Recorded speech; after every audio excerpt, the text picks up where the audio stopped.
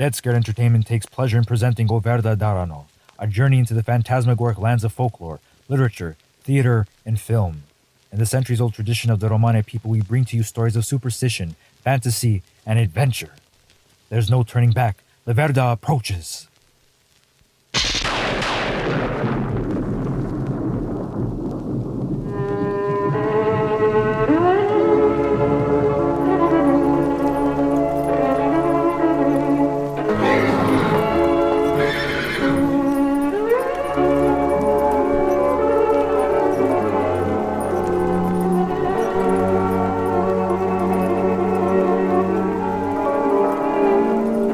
Latchi Ratyi Miro Amal. Good evening, friend. I'm Makalai. My caravan has taken us from coast to coast, and to worlds beyond and back. Each journey colored by its own shade of shadows.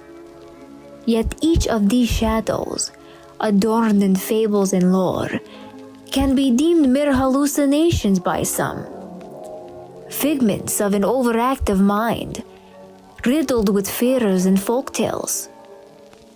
But reality, true reality, the reality we inhabit, Amal, is more petrifying than we can think. What do you fear when you have conquered the Boogeyman? Man, the people among us and their ability to rob us of our own naivety.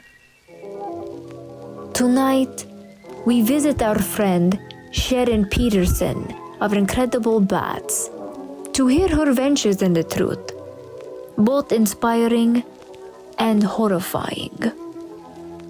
Do you dare to hear what lurks behind the truth? Here's a hint. Her many bats and creepy creatures are the least of your worries.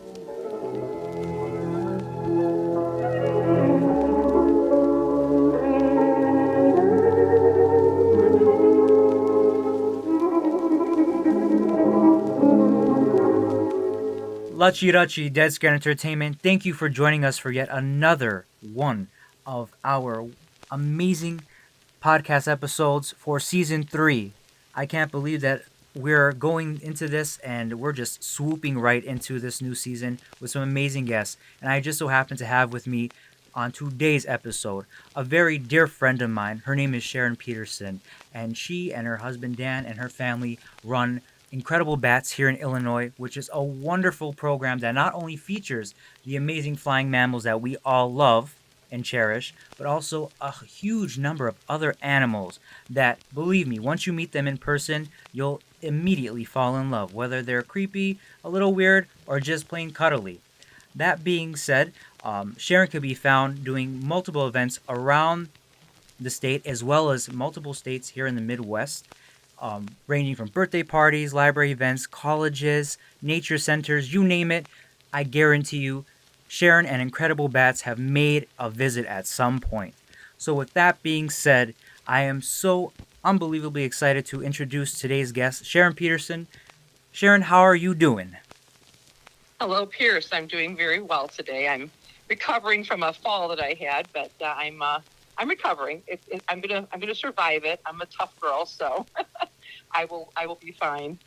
I'm glad to hear that, and believe me, I've been praying for your recovery because I know you are Thank you. busy woman, especially during this season. Yeah, this is like the worst time for it to happen, but there's always a purpose for everything, and it was God's way of saying slow down a little bit, let others do some more, and so that's what's happening right now. My husband and my son are doing a show tonight that I'm not doing. They're doing it tonight, and we're going from there. But I will be at Wildfest tomorrow, so that's happening in Lockport at the Big One Wolf Ranch from 10 to 4, and I will be there with all my amazing animals, and it's open to the public, of course. We want the public to come out to that, and so I will be there, and I'll be sitting there resting but holding the sloth like I am right now. So talking about my amazing animals, I have my two-toed sloth resting on my shoulder right now as I'm laying back on the couch, and my little fennec fox is laying on the blanket next to us, and my two little baby skunks are running around the living room terrorizing it right now. So I just love the picture you just painted. That's something right there. Gosh, you can make a whole cartoon right out of that. Just that whole scene right Oh, there. sure you can. I love it. Yep, sure you can. And as a school librarian, this is my other job that I'm retiring from in May. But as a school librarian, I run into all kinds of books, and there's a cute new book out called Bat and Sloth. And I had to get it from my library, of course, because it's got bat and sloth in it. So, yeah, course. so I'm always looking for books like that have my little animals in it. So, yeah. But anyway. Can you tell us about essentially what you do, where you're from, and sort of your background in terms of how you got into working with bats and other animals? Sure. So I've always loved animals, and I've had animals as a kid, and my mother grew up on a farm in Wisconsin, so I was surrounded by farm animals, cows and chickens and pigs and things like that. And so animals have always been a big part of my life. And at one point, I got to babysit a tarantula. Someone had a pet tarantula, and they wanted me to watch it for a weekend, so I did that. And then I got I think my first most exotic animal was a ferret, which I just loved. I had a couple of them. And then when my kids were little, we got a hedgehog. That was another exotic animal, and she had babies, so we got to experience baby hedgehogs. And then had rabbits and other types of creatures and stuff. And then when my kids went to camp up at Lake Geneva Youth Camp in Wisconsin, I started volunteering there. And I went first year was I was in a kitchen, but then I thought they've got a nature center, and I love animals, so I started working in the nature center, and that's where I got a lot of my experience with a variety of different reptiles and mammals and birds, and got a feel for the different cares and needs of all those kinds of animals and habitat type of enclosure you would have for them, that kind of thing. So that really helped me in what I'm doing today. And then it was at when my daughter was in sixth grade, and she was a Girl Scout, and I was a Girl Scout leader, that we went to see Masters of the Night at the Field Museum of Natural History. And that was Bat Conservation International's traveling show. I believe it's still traveling around the globe, actually. And so we got to see that at the Field Museum. And when I saw that exhibit, and I never was afraid of bats. I never believed in the myths about bats. But when I saw that exhibit and really learned everything I did about them, I thought, wow. And so then I thought, I'm going to start asking people and see what kind of like polling, basically, just in general public, how other people viewed bats. And so at the grocery store, staying in line, I'd just say, hey, and it's a really random question, but what do you think about bats? They're scary. They get in your hair. They bite you. They all have rabies. And all the different myths are blind, all those things. And I still run into people today that believe some of those myths, right? So what I said to my girls, I said, I want us to do something unique. I want us to do something big. And so I convinced my Girl Scouts to do a program on bats. And so we did research. We went and listened to a couple of lectures. There was Bolo Bog had a lecture. They had little brown bats up at the barn that they had. They fixed the roof, and more bats took over, and so they really were proud of that. We went and saw that program up in Volobog, and then we went to the Indiana State Dune Shores. They had a program there that we went and saw, and then there was another nature center down by Moniz that we went to see a program, a speaker about bats too. So after these experiences, and then and doing research with books and that kind of thing, we put on a show at our local library, New Lenox, where I live. And so it was the first time, and probably the only time, a Girl Scout troop has ever done this, and we got written up in the paper for it. And that was kind of a catalyst then for people calling and saying, hey, could you come give a talk to my group? Well, my girls were like, well, we've done that. We've run that badge. We're going past that now. We're on to bigger, better things. And I thought, I'm not. With my experience of I was already becoming a teacher at that time. I was, had been working at the Nature Center, teaching there at the Nature Center up in Lake Geneva. And so all this experience kind of came together. And then plus my degree was from Loyola University, and it's in radio, television, broadcasting. And I'd worked at cable for a couple of years before I went back to teaching. And I thought, I can use all these different gifts I've been given, all these different experiences I've been given to help something and to do something important. And so that's why I decided to start teaching about bats. And so then I went to Bat Conservation International. I became a member of them, and they had a class to become certified in the conservation and management of bats. But you had to pay for your airfare to go out to Arizona. and you had to pay for a rabies, what's called a pre-exposure to rabies vaccination, because bats can contract rabies. That's one of the animals in the U.S. that is most likely to have rabies if someone has rabies, if an animal has rabies, and although less than half of 1% do. And then I also had to pay to be there. There was a fee, like $1,000 to be there, because they gave us room and boarding, and so it wasn't a freebie in that way, And so I thought the investment was worth it. I made the investment, and I got certified in the conservation and management of bats. We got to do mist net trapping. We did radio tracking. We did classroom stuff during the daytime, lectures and that with the bat experts there. And then we would go set up our mist nets while it was light out. And then when it got dark, we would go back to our mist nets were set up, and we would do our trapping at that point. And then we would take them in pillowcases to a general location, and then we all took them out one at a time. We did all the measurements, and it was basically doing field survey work. And so they had us as these trainees basically doing field survey work. And so really interesting experience. And in Arizona, it's the coolest place because there are 26 different species of bats in that area out of the 45 species that are in North America. Yeah. And so that was a very rich, diverse area. So, and the reason why, though, because you have the desert, you have a riparian area, which means wooded, going up the slope, and then you have the mountain area there. And so we got to see bats like the mastiff bat and the pallid bat, which I was really impressed with. I got to hold one of those. Wow. And then we also saw the nectar-drinking bats, and that was one of the most, the most incredible thing I learned. When you look at all the cacti that we have in the desert corridor that runs from like Washington State, and I don't know if it's in Canada too, but Washington State down into Mexico, where all the cactuses like the squirrel cactus and the pipe organ and agaves are found and all that, it wouldn't exist without bats.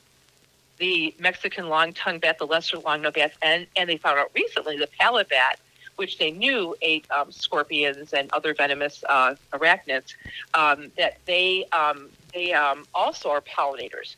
And so these bats are responsible for most of the cacti in the desert, because the cacti only blooms, it's only sexually reproductive at nighttime. So you need a nighttime pollinator to help them to reproduce. Mm-hmm. And so therefore these bats are vital, even though there may be other animals like bees and hummingbirds and that coming to these flowers. They're only stealing the residual nectar. They're not doing the actual work of pollination like the bats are. And the faces are perfectly conformed to fit into that flower. The long tongue gets way down into there, and to get the nectar out, and then they get pollen all over them, and that whole process starts then. So it's amazing. So when you start learning all these things, you just can't help to get like sucked into it, and it's just like it's a black hole of knowledge. You just keep on learning and learning. And the neat thing is with having the membership for BCI is that we get magazines and all throughout the year, and you learn more and more. And that's where I found out that the pallid bat is now considered one of the pollinators of the desert corridor. So, and that there's another bat like the pallid bat that lives in the deserts of Africa.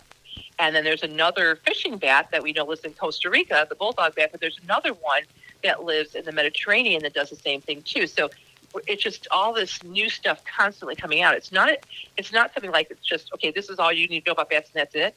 There's a constantly changing tapestry of what we're finding out about them, amazing stuff. So it's, and there's so many species, and there's new species coming about too. So there's over, I think now, when I started, they were saying like 900 species, and this is 20-some years ago now. Yeah. It's been 27 years.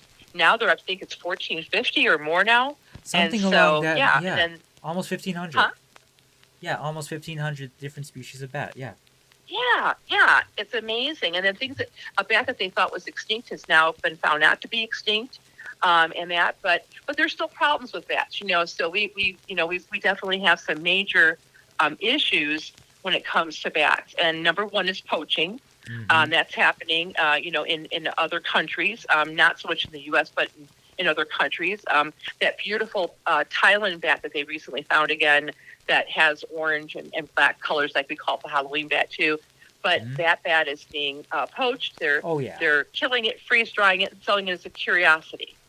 So, so when we go to buy things, and, that buying things that have bats as a part of it, live bats bats that are dead now, and are incorporating these things that are these curiosities, and they try to tell you they were ethically sourced. You can't believe that. You can't believe it. And, because, everyone wants to make money and they don't care. There are people that just don't care what they do to earn money, and, whether it's poaching animals from their native country or selling children for that matter. It's sad out there. So you got to be really careful before you buy things like that, But that, and then we've got white nose syndrome, which is spread all across the U.S., came in our country in 2006 and has decimated some of our bat species. There's hope on the horizon. I don't know if you've read about that, Pierce, that they're starting to resist it and that, Yes. but it still has devastated. I used to give talks at Onondaga Cave State Park in Missouri. Used to love going down there. It was a really cool trip to go down there and spend the weekend there and be one of their guest lecturers there. And the last time I went, when we did the bat count, less than 12 bats came out. And there used to be hundreds before, And so they haven't had me back there because they don't have the festival, because they don't have the bats there anymore. That cave is, so I don't know what the count is recently. I need to call them again and find out have they started making a comeback. But it's been very sad to see some areas that just seemed wiped out. And then of course the other thing is the wind farms, and we find that they put them in migratory zones, and we have our red bat, our hoary bat, and our silver-haired bat, which are three big migratory bats in the U.S., and that they are finding their carcasses around these wind farm areas. So it's there are challenges facing our bats, and then when you go to other countries, they don't just poach them, but they also are killing them to eat them. Yes. The bat that I have, one of the bats I have, the African straw-colored bat, is a food source in Africa. And when you have an animal that only has one baby a year per animal, it's not meant to be a food source. It's not something that is going to be able to replace itself easily, and you're going to start to see a decline in the population. And what these bats do, a lot of the bats that they're killing are the larger bats, which are the fruit bats, which are our pollinators and our seed dispersers. So there's major issues that bats face. But that's why we need to get the word out, right? That's why we need to learn more about them and get the word out and get people to understand and appreciate these animals and help protect them. Exactly. No, I couldn't have said it better than myself, because you basically hit tenfold, like essentially where I was going with a lot of this so far. I'm so glad you just hit all the major points. So we're starting strong. I love it. So Well, that's my passion, and that's what I do a lot of. And I'll be and when you started the show off and you started talking about other creatures like snakes and spiders and things like that too, I have a specific show that I geared because of that, with what Hollywood's done to vilify a lot of these animals that are necessary and useful in our world, in our ecology. I have a show now I have called Bats and Other Misunderstood Creatures, and I'll be speaking at Starved Rock coming up soon on just that topic. It'll be on bats. Don't bite me, Rico. Sorry, my sloth is just trying to play. Anyway, it'll be on bats, rats, snakes, and spiders. And I also bring a skunk with me too. And so it talks about how they've been vilified, and then what good things they do for the environment, and that. So I will be doing that show around the city. Actually, I've got other shows on my calendar that they can find, but that's what I'll be speaking at Starved Rock about coming up very soon. Oh, that's great. Well, I'm definitely, if you are in the northern Illinois area, for sure, check that out. That is something I would love to go and make a trip out for, just to see, the kind of the interesting take that you have on the topic, because that's so much of the reason why Dead Scare Entertainment has made it a point to devote a good chunk of this season, as well as all the other creative efforts that we have, towards sort of changing the public image of bats, or at least putting a positive spin on what already exists. Because when we face it, whether or not we like it, we do enjoy being scared. We do enjoy the idea of something being a little bit spooky or macabre. But at the same time, Right. it's always nice to know that there's a friendly face in the dark that necessarily isn't out to truly get us. And that's kind of the more or less the Right. angle that I like to take on it. Well, in Hollywood, they've got it's ridiculous too. So it's like Spider-Man. Someone's get bit by a radioactive spider, now becomes a spider. We know that's ridiculous. And so same thing. You're not going to have radioactive activity on bats cause these, a large, bats are going to attack you. It's like I have a snake I named Kevin Bacon. And the reason why I did that is because he's a sand snake. Now, these are Kenyan sand boas. They only get about 2 feet in length max, And of course, the movie Kevin Bacon starred in was called Tremors, and it's about those monster big sand snakes that eat people. Well, they don't exist, and so a lot of the movies that we watch are basically mutant animals. Well, they'll never be that way. It's just completely fabrication by Hollywood and that. And even like, spiders, there's no spiders. They don't have the kind of memory that an elephant has or that a shark may have, or whatever. They're not going to remember you did something to them. And so basically, they really don't even know we exist, these spiders. You know what I mean? There's none of them that are like, oh, that human, has swatted my daughter, so I'm going to go out and get it now, kind of thing, how they make movies out to be, So I watch Arachnophobia and I laugh. I think John Goodman made it a hoot, and even like with the Kevin Bacon movie too. I look at these as very campy, very campy kind of movies because they can't really happen. And sure, do you kind of like hit a little chill and thrill with it, like it came at you, kind of thing that like a jump or whatever. Yeah, but you can walk away and laugh at it and not have any bad feelings afterwards because it couldn't really happen, at all. Exactly. Yeah, and see that's sort of the attitude that I love that you have, and I hope that many of our viewers eventually, if they don't have that already, they come to acquire that sort of taste or that sort of perspective when it comes to these animals. Because again, maybe for you and I, it's a little bit of a different story because we're more accustomed. We already have a passion for these types of animals. But speaking of which, what is your day-to-day routine like when it comes to working with bats and these other creatures? Maybe that can give us a little bit of an insight as to why we shouldn't also be too worried about them coming and creeping up on us while we're sleeping or something along those lines like we see in the movies. Yeah. Well, I still work full-time as a teacher. I'm off right now, but I work full-time as a teacher. So I have to get up extra early, and I have to make sure that I feed some animals before I leave. Then my husband has animals that he has to feed. And then my son feeds animals that are my daytime animals, like my lizards and that kind of thing that we fed in the daytime. And then like the skunks are fed in the morning, and so is the fox, but they have to have lunch too, and then dinner. So basically, there's 3 of us doing we've got our routine split up, And then when I get home at nighttime from work, then it's time to collect all the animal bowls with the mammals and the bats and stuff. So the bats have bowls, and I have bowls hanging, and then I try to take some like fruit, like bananas and things like that, and skewer them. So they have a more naturalistic kind of way of eating it. Then they're not just cut up in a bowl. They're actually eating it out of the fruit itself. It's peeled a little bit so they can get into it, and then they eat that. So anyway, but I gotta wash all the bowls, and then fill everything up, and then bring it all down to everybody. So the bats, the hedgehogs, the sugar gliders, the woolly possum, the rat, and the armadillo have a special diet that So I gotta cut up all their fruit. They have a fruit mixture diet, and then some protein stuff too. And then the skunks and the fox are more carnivoristic, but I also give them some fruit as well. They like that as well. So sometimes while I'm cutting up the fruit, they're running around by my feet and like jumping at me and like drop some fruit for me, kind of a thing, And and then the snakes, actually today is snake feeding day. It's once a week. So I bought live pinky mouse and fed several of my different species of snakes that.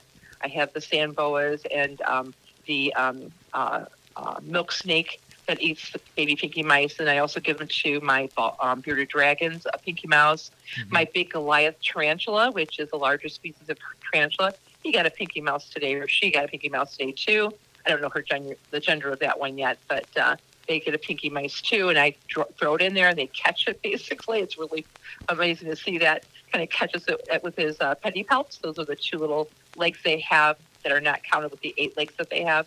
They're kind of like little hands that help them to eat their food. Yeah. They kind of hold it in that, and then they eat. They of course, bite it with their fangs, and then it paralyzes the animal, and then they it kills it, and they eat them. But anyway, so my toad also got some baby pinky mice too. I've got a big South American smooth-sided toad. And so basically, so today was snake feeding day. So we have a schedule of basically, and then of course it's always cage cleaning day. So, day by day we look and say, okay, who needs fresh water? Who needs their cage cleaned? They poop today, so let's get that out of there. The only animal that is the easiest when it comes to all that is the sloth, because he only poops once a week. Right? Little Rico, he only poops once a week. So and pees once a week. It all comes at the same time. And people wonder about that. They're really amazing animals. They wonder about it, but if you're the slowest mammal on Earth, and which it is, and you live way up in the tree canopy, and then you have to go all the way to the bottom of the tree canopy to go to the bathroom, it would take you. You'd just be going up and down the tree constantly to use the bathroom and not be able to do anything else. So their stomach is a 4-chambered stomach, and it's designed to ferment the food, and it goes through a slow process of fermentation, and that before he actually will poop then. So, but the amazing part is the urine. I mean, I can understand the poop staying there for a week, but the urine too. And so they just urinate and poop once a week. And when they're doing that, they're vulnerable because that's when they can be accosted and eaten by a jaguar in the rainforest. They have harpy eagles to fear too, and then humans as well as too in the rainforest. There are humans that will eat sloths, and I was freaked out when I read that. But I read that from the Denver Zoo posted about that. And anyway, but Rico was born in captivity in Florida by a wonderful veterinarian who is studying these animals along with armadillos and anteaters, because they're all a group called xenarthrans. And so he's studying these animals, and he raises them in captivity, and he sells them only to zoos and to educational people. You have to be USA licensed. He's not, it's not about money for him. It's about getting these animals out there in good hands so that they can teach the public about them, And so that's what we're doing with our little guy here. He's only a year old. He'll be a year on October 8th. And he's still little, but he's going to be a big boy soon. And he's very playful. Right now he's trying to play with me. But well, happy early birthday to him. And I feel so blessed to have all these animals in my life, and I take my responsibility very seriously. I mean, I don't eat before they eat. You know what I mean? If I come home and it's feeding time for them and I haven't eaten, I don't put myself first. They come first. I feed all of them. I make sure their cages are clean. They have fresh water before I even would think about feeding myself, because I can feed myself anytime. I can hold off, but they're dependent upon me, so they always come first. No. I feel privileged to have them. It's actually a privilege to have these little lives, and to be a part of my life. And so I take it that's why I'm retiring. I'm retiring early. I could have gone on and taught till I was, 67 or whatever, but I feel like it's strike while the iron is hot. I have all these wonderful animals, and I have the opportunity to share them with so many people. And so I'm going to retire in May and devote myself full time to doing shows and getting into schools. I really feel that we really need to get to the kids with this. This is a positive thing. There's a lot of talk about education, about what's happening in education and that some of the negative things that are happening there. But I think getting animals into schools and having them see them up close and personal, it's real hard to get kids to go to the actual zoo during a school day because of the busing situation, the time it takes to get there, and then you got to have lunch and bathroom breaks.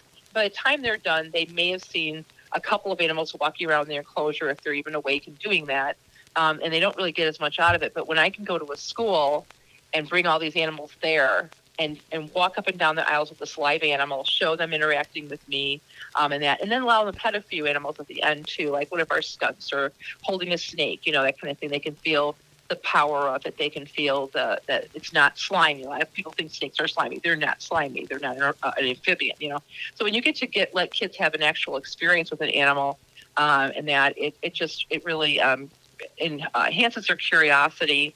it also solidifies, some of the facts about these animals. And then they read about them and they have a better understanding of them, makes them a better reader too. So it actually helps with not only with the science concepts, but with reading concepts too, So it's a good thing all the way around. Oh man, you're completely right. It's a 2 for 1. And see, I remember growing up and having those instances where essentially we had some live animals brought in. Can't remember who the folks were, but I can tell you it impacted me greatly because, again, even though right now I may work in animation, illustration, film, and I have this production company full time, my intentions were from the get go was to work with bats and other animals as a biologist in particular. Um, and I know that those were some like core memories of my upbringing and sort of like my childhood when I had a chance to interact with animals of all different sorts, including bats as well.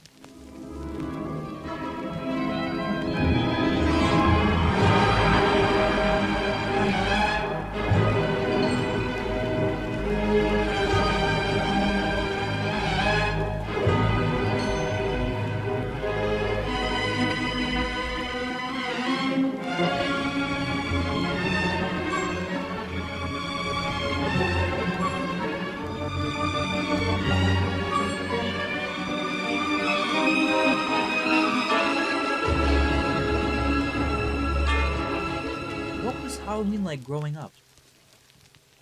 For me, okay, Yeah, so for I grew up you. in the south side of Chicago. 100th and Normal was my neighborhood. It was right at the end of I-57, where I-57 started actually when it split off from 94. So that's the neighborhood I grew up in. And basically, we didn't have a lot of those store-bought costumes, and they were kind of too expensive. I was not my parents divorced when I was little, so my mom it was a struggle financially, but we always had food. We had a home, we had food, we had clothing and all that. We had a very good family support network, so we were fine. We were poor, but I didn't really realize that was how poor I was, Mm-hmm. and that because I had a very very good family and home life, that way. But so we had to make our costumes. And and I was a gypsy a lot of times. Pierce was what we called it, a gypsy, of course. Got you. Yeah. Just putting on long skirts and layering it, and what they would have on television. The Of basically the course. TV style, whatever. We would do that. Or my girlfriend Michelle's brother would be a bum. We put the beard on him and put some old men's clothes on him and all that kind of stuff. So those were like the main costumes we would do. We very rarely had enough to do like fancier costumes. But my kids, they got the benefit of a mother who could sew, and so they were like animals. I made my son a black widow spider. I made my daughter a Cabbage Patch doll. They both got their pictures in the paper and won contests with those. I took her to Brookfield Zoo in time dressed as a skunk. My son was a lion. I mean, all kinds of cute things like that because I had the time and the talent and all that. My kids got to do some really cute costumes and stuff. But and my granddaughter too now does, But for me, it was just that, it was just a fun time. I look back with it with such joy because we would go out at the early evening and we're all, the parents were sitting on the porch with the candy. The kids were just all running around. It was so safe. It was so fun. There was just a joy of just being out in the neighborhood. We knew everybody. I live in a block right now here in New Lenox, and I know a couple of my neighbors. Some I just waved to. I don't really know their names. They don't stop and really chat, and that.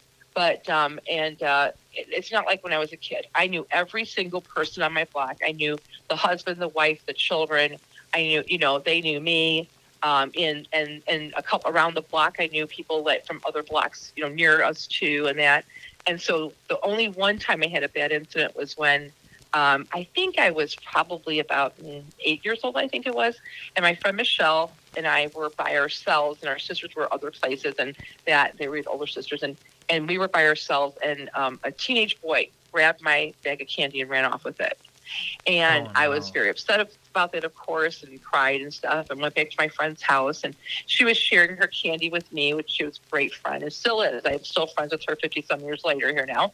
And one of our neighbors had seen the kid that took the candy, and he gave it back for me. And he came to the house and gave it back to me. So, of course, I gave my friend back her candy and shared some of mine with her and all that. But that was my only negative. But then it was a positive, too, because the neighbor was really sweet and all that.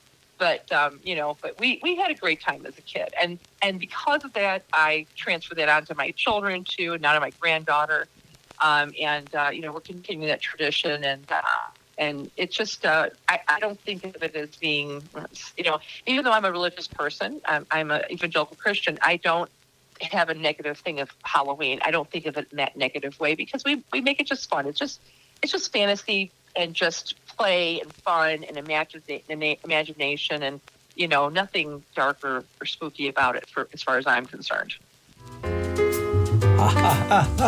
This episode keeps getting spookier and spookier. I know! I'm dead scared. You mean dead scared entertainment. Come on. Let's just tell the listeners they can have more fantastic fun after the show on deadscaredentertainment.com. She's right. There you can find all our episodes of Verda Darano, drawing videos, and most importantly, our store. We've got t-shirts, hoodies, and more. It's a great way to show your spooky pride, as well as fund some frightening film projects.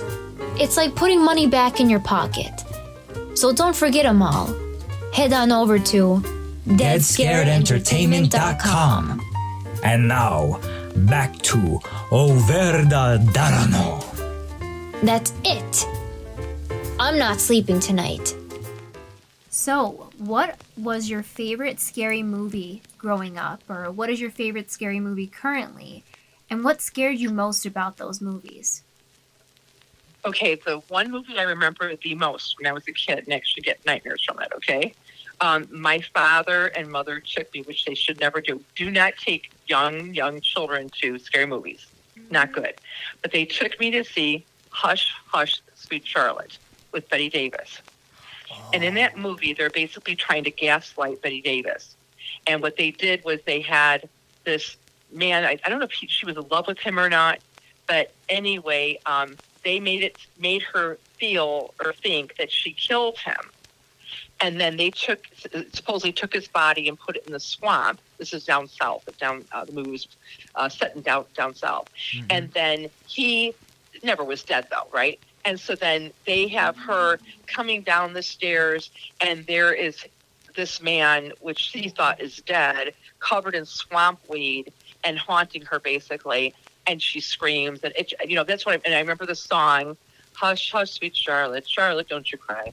Hush, hush, sweet Charlotte, I'll love you till you die." And her playing that on the piano, and I just remember bits and pieces of it like that. And I did see it later on as an adult, and I actually got to meet Bette Davis, which was an amazing thing. I was actually an extra in a movie that she made back in Denver called Amy McPherson. It was about an evangelist who basically ran off with the church's money and tried to claim that she had been, it's a real true story, tried to claim that she was kidnapped, but she really wasn't. And Faye Dunaway played Amy McPherson, and Bette Davis played her mother. So I got to meet Bette Davis, and actually I'm taller than she is, way taller. She's a tiny little person, but I got to meet her and say hi to her. And shame of the thing is I didn't get her autograph, and of course we didn't have cell phones back then, so I couldn't take a picture of her. I would have loved to have had a picture with her, a selfie with her, but wasn't that era, so couldn't do that. But anyway, so that was my scariest movie, Hush, Hush, Sweet Charlotte. You can still see that movie. So audience people, go out and watch that movie and tell me what you think of it. But that was my scariest movie. And then after that, we used to watch creature features. When I was a kid, every Friday night, creature features came. I was Friday or Saturday night. Creature features, Twilight Zone, The Outer Limits. I grew up on all of those, and I saw them when they were like fresh, not reruns, of course. And so I saw Bela Lugosi, Lon Chaney Jr., Christopher Plummer, all these different actors doing the Mummy and the Invisible Man and Frankenstein and Dracula and all those movies, and we just loved them as kids and that, and then but weren't really scared by them per se, and that, but watched all of those kinds of movies and stuff. And I used to, and we'd watch them over and over again because, again, we didn't have cable TV. We didn't have VHS, none of the stuff we have today. We just had, our regular channels and that. So we watched also Sven Gulli, he would have his the movies on that he did. But I think another one that really struck with me was the Trilogy of Terror. Some of your audience members might remember that with Karen. I think Karen Black was the actress in that movie. Yeah, And that was and I watched it with my mom. What? No, that was definitely that was one for sure. I've had multiple people on the podcast, and even outside of that, said that was a movie that stuck with them. Oh yeah, the little voodoo guy, and she's in the bathroom, and the knife is coming through the door, and she's and then she put his nuts behind him, and then she calls her mother back. Come over, mother. She's got the knife, and I was like, oh my gosh! So my mom and I watched it together, and it was scary. We were scared by that one. And then the Twilight, the ones that I really remember too. Like I said, the Night Gallery, that kind of thing. I remember the one with really stuck with me. The one where there was a little old lady and this man. He goes, what do you? One of his lines was, what do you get when you plant an acorn? You get a mighty oak. But what do you get when you plant a little old lady? A little lady's thumb. And it was just like a weird thing like that. But it's just like these. They were such imaginative, short little vignettes. But they were scary, and they were very short, and they had like several of them. You'd walk around the gallery to different, like you see like 4 or 5 of these little movies, in the same show, and a lot of them were terrifying. Or the dolls. Anytime you had a doll that came to life, that was really scary. Prior to Chucky and all that stuff, there was the Night Gallery ones that had dolls that came to life. The one with the guy from India who got this doll or whatever sent to him. And so a lot of and I can just see some of them now. They really stuck with me. And of course, we watched them over and over again. We watched the reruns of them too. But and then the famous actors, I like watching them again now to see all the famous actors that were in them. Bill Shatner, Agnes Moorehead. A lot of these very famous actors from my time were in these. Starred in some of these Outer Limit ones and these Night Gallery ones, and so they were really good. So I watched a lot of that stuff when I was a kid. I was really, but nowadays I don't like a lot of the ones that they have now, especially when they use, I was telling you this before, Pierce, when it could be real, when it could be where it's a person who is insane and killing people, or a person who is evil and killing people and terrifying people. I don't like those kind. I don't watch them. If it has that kind of thing, if it's could never happen, fine. I can deal with that one. I can feel the little thrill and chill and be okay. But when it comes to something that could actually be, and there are evil people out there, unfortunately, and there are some very wicked people doing some very horrendous things to others, I don't like watching those because they just make me sick to my stomach, because I think, oh gosh, I don't ever want to be in that situation, But so yeah, those are the ones I don't like to watch. But I can watch anything that's like the haunted house kind of things or whatever, I can watch any of those kind of things, but not the things that are real, or could be real.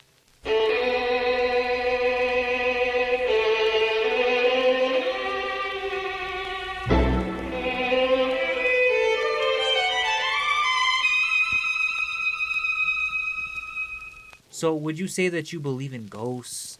Would you believe in vampires, werewolves, aliens? Kind of a thing there. I honestly feel that there are demonic forces. I look at it that way. So I don't see these as being, I think when a person dies, they die, and I think there's 2 places. You go to heaven or you go to hell, there's 2 places, and it's based on your life and what you yourself did, whether you believed or you didn't believe, and it's not about, I don't believe it's about good works. I think it's like your personal relationship with Christ. That's where I come from. But, so I don't think there are people that, because like with the ghost phenomena, it's supposed to be people who have died, but yet they've unfinished business and they haven't crossed over yet kind of thing. So I don't believe that. I believe what happens is there are demonic forces. And I do believe that it can fool people into thinking that they're a loved one or whatever that hasn't crossed over, but it's a way of getting them to them. Like I had an experience with a Ouija board. Okay, I didn't tell you this one, but I just remembered it now. We did play with that when we were a kid. We had a Ouija board when we were a kid, and my mom, I don't think, realized how bad it was. I would never let my children play with a Ouija board, and I would never touch one again myself. I do think that is a portal. That's what my belief is, the portal, because we did this one where I know that this was it was moving. I wasn't moving it. I know I wasn't moving it, and it was a person that said they had been killed, and we were little kids at the time. So I mean, it's like we would not have thought of this. You know what I mean? So I really do think there are demons that talk through those things, and you open yourself up to them. I think people who take drugs open themselves up to demons too, because the Bible talks about demon possession. So it's a true thing. It's not. I believe that it's not wrong to believe that, because the Bible says it's true, that there are demons out there are possessions out there and stuff. So I do believe that, like the Exorcist movie. I do think there are people that possess other people, demons that possess other people, and you kind of think with all the evil that we see, some of the evil that we see is so disgustingly evil. It has to be demon possession. I can't imagine a person desiring to do what's been done, kind of thing. So I think that's demon possession. So that's why those kind of movies scare me, because I think it is actual demons possessing them. But yeah, it's there are a lot of things that happen that seem to not be able to be explained. And I understand where people are coming from with this, but I think that for me, the explanation is that they're demons. I think there's spiritual battles going on all around us that we don't see because it's invisible to us, but they're happening all the same, and there's a battle for everyone's soul.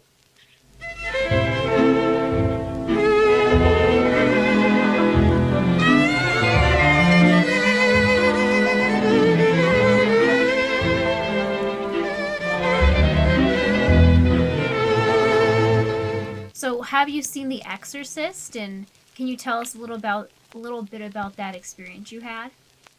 Well, my sister and her friend went to see it. I was not allowed to see it at the movie theater when it came out. I was too young, and good thing. And I know that my sister, when she got home, she told me how Patty, that was Michelle's sister, how she threw up. I mean, it made her when the vomiting scene happened, there were people in the theater throwing up. That's how bad it was, shown in the theater.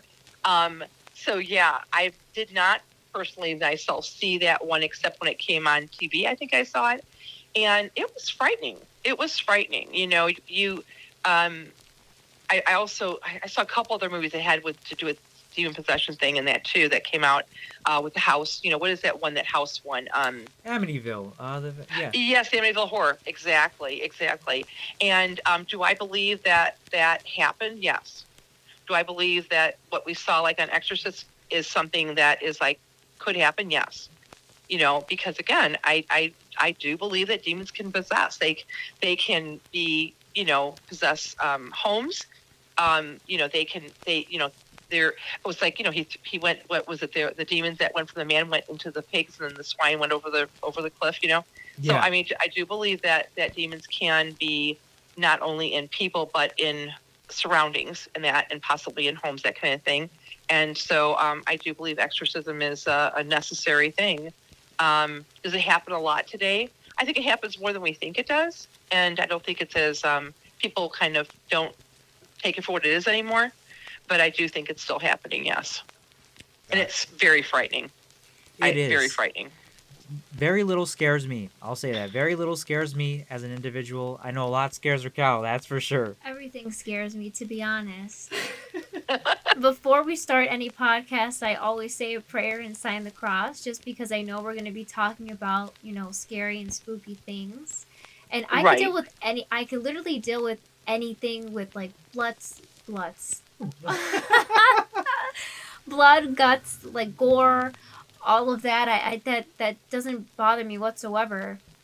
But anything that has to deal with the supernatural and demonic and possession and all of that is the things that I just cannot handle. I agree with you. Yeah, I agree with you. It's frightening. Yeah, it's frightening because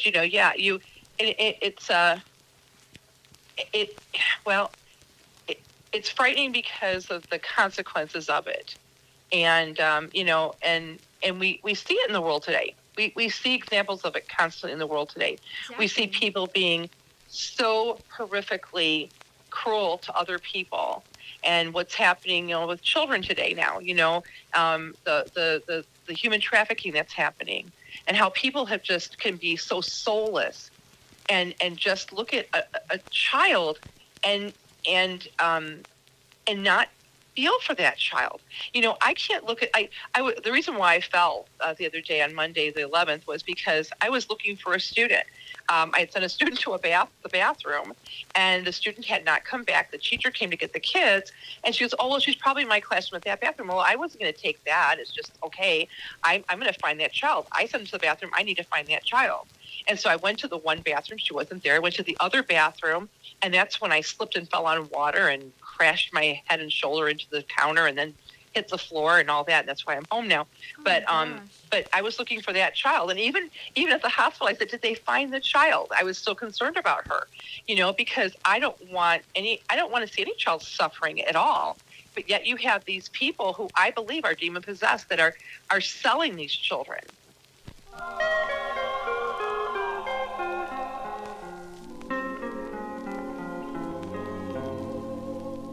Sharon, you might have mentioned, I don't know if you're still comfortable sharing this, but I know you still had a story that you mentioned to me when we talked last. I think that would be something that might be a little bit interesting. Oh, the car incident. Yes. Yes. Well, I tried doing research on it, and I couldn't find anything on it. All I found was there was a guy that was the highway killer, they called him, and he was going after young men, unfortunately, back in the late 70s, early 80s. Basically, when I was a teenager, I had met one of the girls I went to high school with. I had became friends with her. She lived in Dalton, and then we were friends out in the forest. And so we would go out, and I was a driver. I had a car, and I was a driver. So I would go pick up my friend in Dalton, then go out to Oak Forest, pick my friends, and the four of us would hang out and do things, and that. And then at nighttime, when it's time to go home, and I'm like, 18, 19, 20 years old at the time. We would go home. So this is 79, 80, that kind of time frame.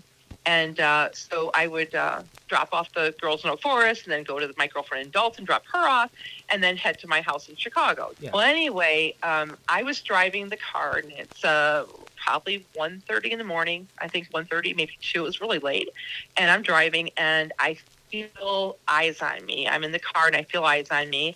And I'm in a 69 Ford Mustang, and I feel somebody, and I look to my right, and there is a man in the car next to me staring at me. And I could just feel his eyes on me. You feel that sometimes, people staring at you. Yeah. So anyway, okay, fine. I kind of sped up, and he dropped back and everything. And it wasn't maybe 5 minutes later that I felt a bump on my car, that he'd actually bumped my car. He, bumped into me and, went off again, so it wasn't an accident. He didn't crash into me. He bumped me, and my mom had told me that to, never ever stop. If an accident happens, to keep on driving till you find a police officer or come home, whatever, but don't stop, especially if I'm by myself in the middle of the night, like that, or the early hours of the night or late hours of the night. So anyway, I did not. I made like I was pulling over, and I pulled over to the thing, but I left my car running, of course. And as soon as he opened up the car door of his car door, I took off like a bat out of hell, to use our bad phrase. And I was probably going 100. I pushed my car to its limit. I was going at least probably 100 miles an hour, hoping a cop would stop me, and drove all the way home, making sure he wasn't following me. This car wasn't following me. And I'm positive I read where there was somebody on the expressway doing this to women, finding single women on the car late at night and doing this to them and harming them. But I'm positive that was something happening on the Dan Ryan and the Cal Expressway in that area on the south side. And, so it frightened the heck out of me. And after that, my mother and my friend's mom said, no, you're going to stay the night at Gail's house and wait till the morning to go home. If you're coming back late like that, you're not going to be by yourself. And so from then on, I couldn't drive home by myself late at night like that. I had to stay at my friend's house. So, and wise thing my mom did, because if I hadn't been smart, I could have been dead. That's the thing, and I'm so glad that you had the sense to approach the situation the way you did, because one thing that I mentioned before when we were talking was the movie Nocturnal Animals with Jake Gyllenhaal and Amy Adams. And I know this is one movie I said definitely you, of all people, should not watch in that case, because it is too real. It is Even though Nope. it's Yep. fiction, believe me, it's one of those movies that I guarantee you will stick with you because it has a very similar tone and a very similar situation to what you explained. So, for those of you who have the courage to approach a very real, very raw sort of horror, a very raw sort of thrill, um, by all means, check out Nocturnal Animals. But for those of you like Sharon or Raquel, Right. have you seen Nocturnal Animals? Actually, yeah. Our cousin Lance recently uh showed us that movie, and it was just terrifying. It was something that, of course, the experience in itself is not meant to be anything other than, of course, a very, like, maybe emotional drama thriller sort of situation, but it's just absolutely, it's terrifying. It's something that sticks in your brain, and you're kind of changed forever after watching an experience like Well, that. then please, thank you. I will not watch that ever. Yeah. Never ever. Yep. Definitely. Yeah, never ever for that one. Then that's glad you weren't, because I have a book called Nocturnal about the Nocturnes. It's a new children's series of books, and that I thought, oh, that's gonna be like that. I'll watch that. No. I mean, no. Animals, fine. Nocturnal animals I can do, but not nocturnal people that are predators. No way.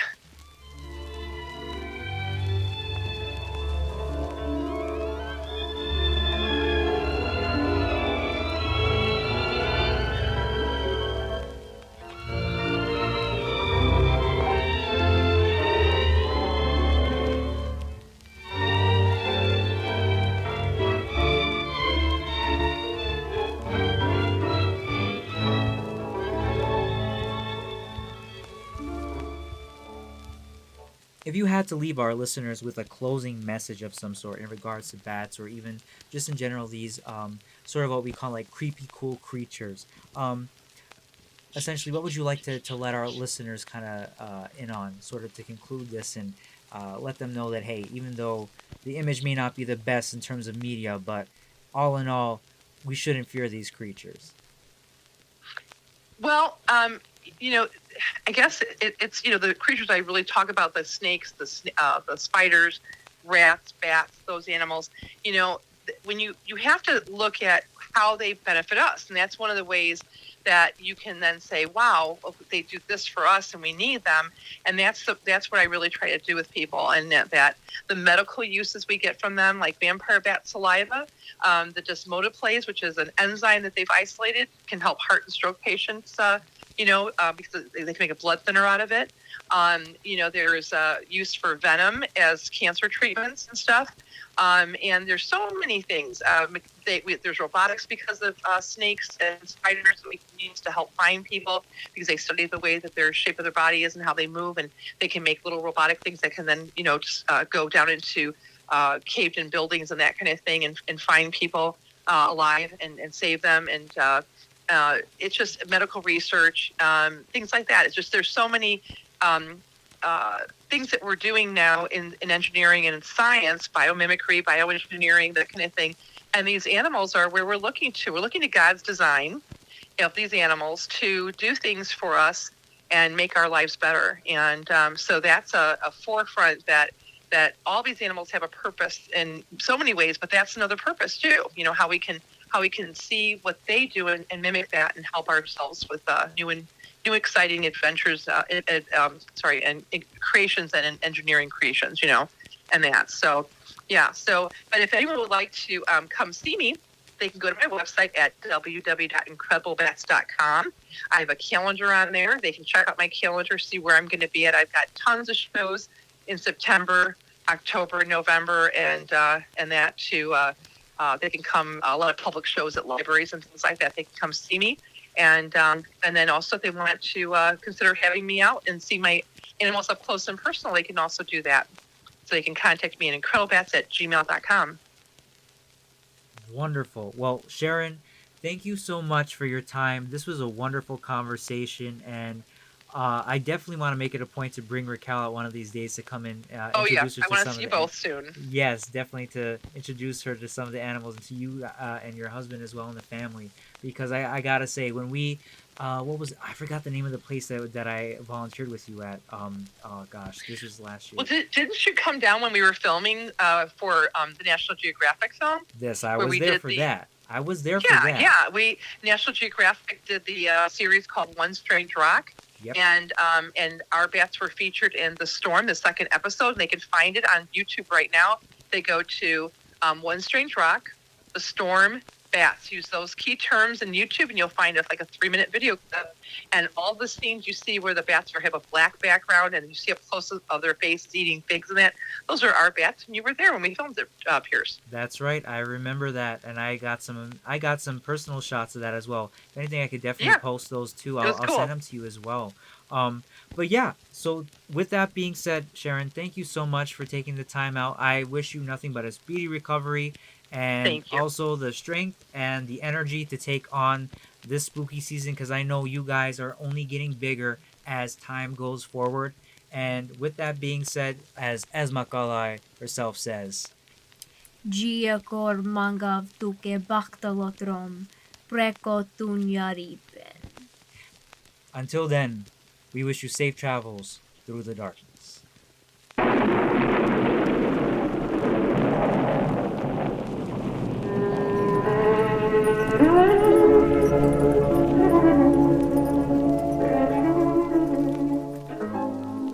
This broadcast of Verda Darano was brought to you by the talents of Peterson and Raquel Horvath, creators of Dead Scared Entertainment, with the help of Piroshka Raj.